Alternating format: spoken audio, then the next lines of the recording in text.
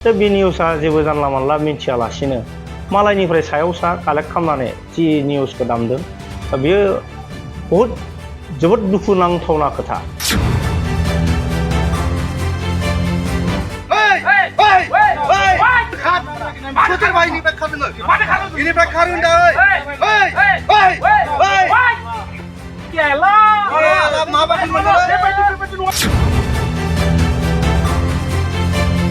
मोनसे निउस जानांगौबा माबायदि जानांगौ निउसआ दा बे खोथाखौ हयथ' बे बिथाङा खुनु नलेज गैया। बिथाङा एबसु आरो इउपिपिएलनि गेजेराव दाङाबाजि बा सोरजिहोनो नागिरदों बा जोंखौ समाजनि गेजेराव बदनाम खालामनो नागिरदों। दा बे भिडिअखौ लानानै मा फोरमायनो सानदों बे निउसआ दा बेखौ जों बुजिना मोनाखै। नाग्रोजुलि जितु बरनदि दैसानि सायाव थानाय 7 नम्बर कुवारि महल बेखौ लानानै बे कुवारिनि जितु माबाखौ लानानै जितु भिडिअ भाइरेल जादों दिनै पर्टेल निउसाव दा बेखौ लानानै आं क्लियार होनो नागिरदों। आंनि मुङा रेबेन बर' आरो नै आगदाथिं दङ जोंहा पानेराम बर', बिथाङानो अनार, बिथाङा मालिक, बिथांनि लेखाजोंनो जों महलखौ टेन्डार मारिनानै जों शेयार हल्डाराव थाफानानै हयथ' जों सोलिबाय दङ।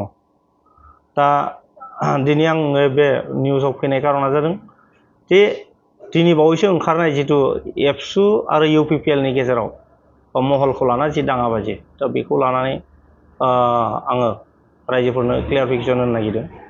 दा बे खोथाया जाहैबाय बियो थांनाय 2023 सननिनो जानुवारि फेब्रुवारि समनि भिडिअमोन बियो। जों बे भिडिअखौ खालामनायखौबो एसे मिन्थिखादोंमोन जोङो, थेवबो जों बिसिम फैगोन होननानै जों सानाखैमोन। दा बेखौसो दुखु फोरमायनो नागिरदों जे जाय निउसआ दामदों दा बे निउसआ जेबो जानला मानला मिथियालासिनो मालायनिफ्राय सायाव सा कालेक्ट खालामनानै जि निउसखौ दामदों दा बेयो जोबोद दुखुनांथावना खोथा। दा मोनसे निउस जानांगौबा माबायदि जानांगौ निउसआ दा बे खोथाखौ हयथ' बे बिथाङा खुनु नलेज गैया। बिथाङा दा बेनिखायनो हयथ' मालायनिफ्राय कालेक्ट खालामनानै सोरबा हरनायखौनो दामनानै जे दिनै जोंनि गेजेराव एबसु आरो इउपिपिएलनि गेजेराव दाङाबाजि बा सोरजिहोनो नागिरदों बा जोंखौ समाजनि गेजेराव बदनाम खालामनो नागिरदों। दा बेखौसो बुंनो नागिरदों बै समाव जि समाव जोङो महलनि हिसाबखौ लानानै बा कुवारिनि हिसाबखौ लानानैसो जोङो रायलायबाय दंमोन। दा बेयाव रायलायबाय थानाय समावनो हयथ' जों बाथ्रा खोथा मिलायियाव दा बे हिसाबफोरखौ बिलाइनायाव जितु हिसाबफोरखौ होलायियाव बा जोंनि महलावनो सिस्टेमाव जों बनायना लाखानाय आलादा नियम मोनसे बानायना लानाय दङमोन। दा बै नियमफोरखौ बै सिस्टेमफोरखौ फालियैनि थाखाय जोङो हयथ' बाथ्राफोरखौ बुंलायबाय थानाय समावनो बे मानियाव बे जाय बिथाङा आसि थुलायनाय जादों बे गोरा गोरा बाथ्रा बुंदों बे बिथांनि नामा जाबाय रमेन बर'। बिथाङाबो कुवारियाव दङमोन बा जोंबो दङ शेयार हल्डारनि गेजेराव।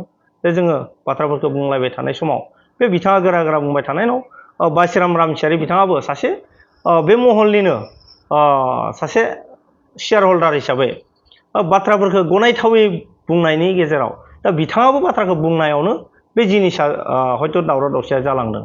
आरो जों मिथिदों बे भिडिअआ एसे गोलावानो स्टार्टिंनिफ्रायनो दङ भिडिअआ। दा गतिके बे भिडिअखौ लानानै मा फोरमायनो सानदों बे निउसआ दा बेखौ जों बुजिना मोनाखै।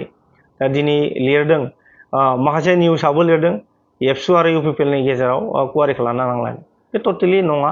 दा बिजनेसमेन हिसाबैसो जोंनि गेजेराव बे खोथाया जालायदों बा बेयो पुराना गोजाम भिडिअ'।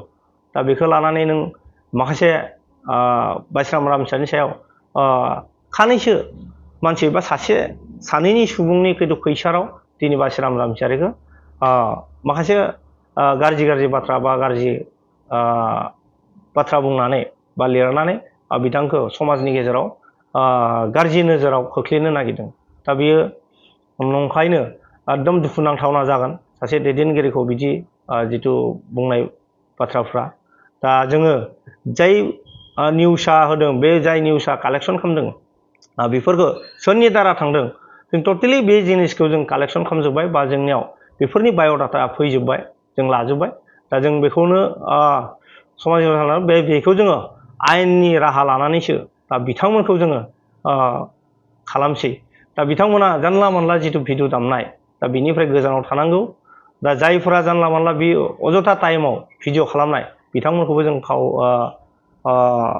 गोख्रों रावजों बुंनो नागिरदों दा बिथांमोनखौ जों गुवाहाटी हाइकर्टनि दारा बिथांमोनखौ जोङो आयेननि राहा लानाय जागोन दा जोङो जोंनि गेजेराव रायलायखानाय जाबाय दा जोङो समबारैनो जोङो जों गुवाहाटी हाइकर्टनि दारा दा बिथांमोनखौ जों बे जाय निउसआ दामदों जाय पर्टेला दामदों दा बिथांमोनखौ जोङो आयेननि राहा लानोसो जों बेबस्था खालामबाय जिल्लानि आफादगिरि नंगौना नङा बेथ' जानो हाया बे बिथाङा बै समाव बासिराम हामसिया जिहेतु 2023आव जिहेतु कमिटि गठनानो जाखायाखै तामुलपुर जिल्लानि पुराना गोजाम दङमोन बै गोजाम आफादासो दङ बे बिथाङा तामुलपुर जिल्लानि बिथाङा बोसोनगिरि हिसाबैसो दङमोन बा बिथाङा आफादगिरि जायाखैमोन दा बै समनिनो भिडिअ बियो बा बै समनिनो खोथा जोंनि जितु महलनि जोंनि गेजेराव एसे तर्क जुक्ति जानाय दा बेखौ लानानै दिनैसो बोरै दामनो हागौ दा बेखौ जोङो सबसे दुखुनांथाव